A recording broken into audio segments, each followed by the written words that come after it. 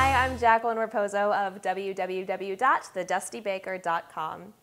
Gluten-free and allergy alternative recipes can be a little bit frustrating and can make for one very, very messy kitchen.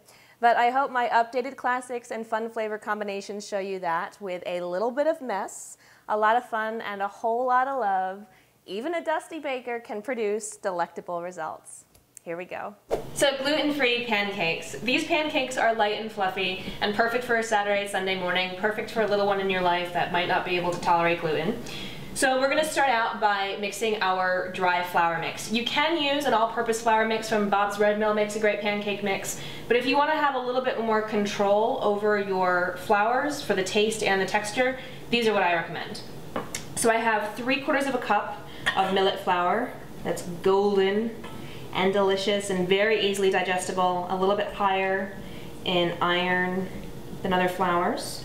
I have a 1/4 cup of brown rice flour. I call it my building block flour. Brown and white rice flour is sort of your building block flours. I prefer brown just for the health benefits of it. And then a 1/4 cup of tapioca starch. You can use arrowroot starch or cornstarch there. We just need a 1/4 cup of that to bind our flours together. And then to that, I'm adding 1 tablespoon of white sugar. You don't have to add white sugar to your pancake mix, especially if you're gonna douse them in syrup and other things, but I want mine to be a tiny, tiny bit sweet, so I'm gonna do that today. A 1/2 teaspoon of sea salt, a 1/2 teaspoon of baking soda, a teaspoon of baking powder, that's the light and fluffy part of this pancake, and a 1/2 teaspoon of xanthan gum. We just want enough xanthan gum to pull the pancake together. We don't want too much because then it'll be really gummy in the middle. So I'm going to whisk those together. You can also, sometimes I sift my flours together just to make sure that the different types of flour and especially the starch is evenly distributed. But a good whisk helps too. Great. So my dry ingredients. For my wet ingredients, I'm going to take 1 large egg that's at room temperature. And beat that very quickly. To that, I'm going to add a cup. I'm using unsweetened almond milk that does not have any gum in it. Some alternative milks, nut milks, and soy milk will have locust bean gum, and in that case, or sometimes even guar gum, and so in that case, you're basically doubling the amount of gum. And because you want these to be light and fluffy and not really chewy, you just want to be aware of that. So if your milk happens to have some sort of gum in it, don't put any xanthan gum in. But I recommend getting milk that does not have any gum in it at all. So to that, I'm adding a teaspoon of white vinegar. You could add lemon juice or apple cider vinegar. You're not going to be able to taste this in the recipe at all. With gluten-free baking, once again, it just really helps us get the taste of a gluten-full flour, since we're missing the gluten protein. And then 1 teaspoon of gluten-free vanilla extract. Those are my wet ingredients. And then I'm just gonna dump in my dry ingredients and whisk that all together. Now on hand I have about 1/3 cup of warm water. Gluten-free flours absorb water differently depending on literally the amount of them. Normally I prefer to weigh my flours rather than measure because, for example, the tapioca starch weighs a lot less than a millet flour does, and so a 1/4 cup of each is not the same thing. So if you're slightly over or under when you're measuring, even if you're measuring a cup, if you're slightly over or under in the proportions, it's going to change the consistency of your batter. So this is almost perfect, but see, it's a little bit clumpy. It's more like a waffle mix. So that's why sometimes this is going to be enough. Sometimes you're going to want a little extra liquid. So I'm going to put in about 2 tablespoons right now to start. For this recipe, I say up to 1/3 cup. Not very often have I had to use that, but better safe than sorry. So there we go. I'm gonna add 1 more tablespoon, I think, today. And these are going to be really thick and fluffy pancakes. If you want yours a little bit flatter to begin with, you can add more liquids. You can add more water or more milk. You can also, these are completely dairy-free as well, because a lot of people with gluten allergies obviously have dairy allergies. But you can use regular milk if you like. And if you want a really creamy pancake, you can melt like a tablespoon or two of butter and pour that in as well. All right, that's pretty perfect at this point. See, it's just flowing right off of my whisk. So for ease in pouring later, I like to put my batter into a Pyrex measuring cup.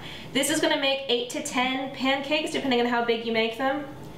So if you wanna double the recipe, it's very easy to do. Obviously, you just need a bigger measuring cup. I'm gonna let this sit for 20 minutes so that the liquid can completely absorb and disperse properly into the flour. If you don't have time, you can stick it on the griddle right away. It's just gonna make a slightly lighter, fluffier, cakier pancake to let it sit. So we're gonna let this sit for 20 minutes, and after 15 minutes, I'm gonna start heating up my griddle to medium-low. So my pancake batter has been sitting for about 20 minutes, and I've got my griddle here heated to a medium heat at this point, and then I just quickly sprayed it with some cooking spray. So now I'm gonna just pour out my pancake batter. And see, I love this consistency. It's gonna melt into itself, it's gonna round out a little bit, but it's still gonna get really puffy and light and fluffy. Puffy and light and fluffy. I do want to watch my heat because I don't want these to, now that you can see the steam coming out, I don't want them to start browning too much on the bottom. So I'm going to turn mine down to low just since it's been on for a while. I'm going to cook them for about 5 minutes, 4 minutes, 5 minutes on one side, and then flipping them, and then just another minute or so on the second side. So see, now my pancakes have flattened a little bit.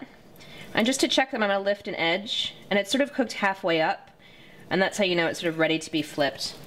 Let me just, I'm not a very pretty flipper, so I'm just going to use that to back it up on that side. And flip. Just they're nice and golden on top. When you flip them too soon, the batter sort of splatters out from underneath them. Sort of like that.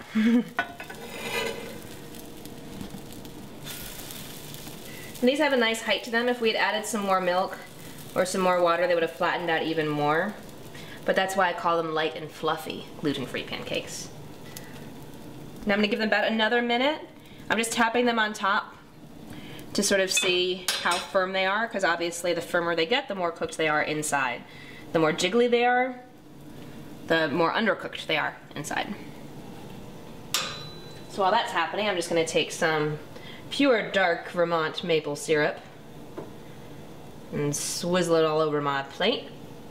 Other plating things that are fun for regular pancakes are obviously any fruit, strawberries or blueberries or raspberries, some powdered sugar on there if you want to go crazy, maybe a little mint leaf or something, a little green, a slice of cantaloupe for a little texture. I'm just going to eat these plain right now though. So I'm going to make one final test and just tap them on top. That feels nice and firm to me. So obviously I'm going to get the ones that I started cooking first and pile them up there.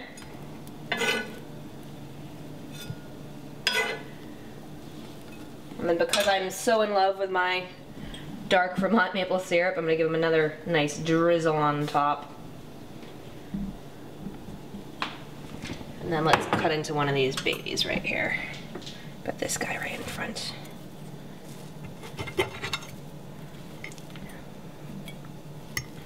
And look at that right there. A nice cakey, not too thick, but light and fluffy, gluten-free pancake. Thank you so much for joining me. I'm Jacqueline Raposo. For more gluten-free and allergy-friendly recipes, join me at www.thedustybaker.com. Thanks.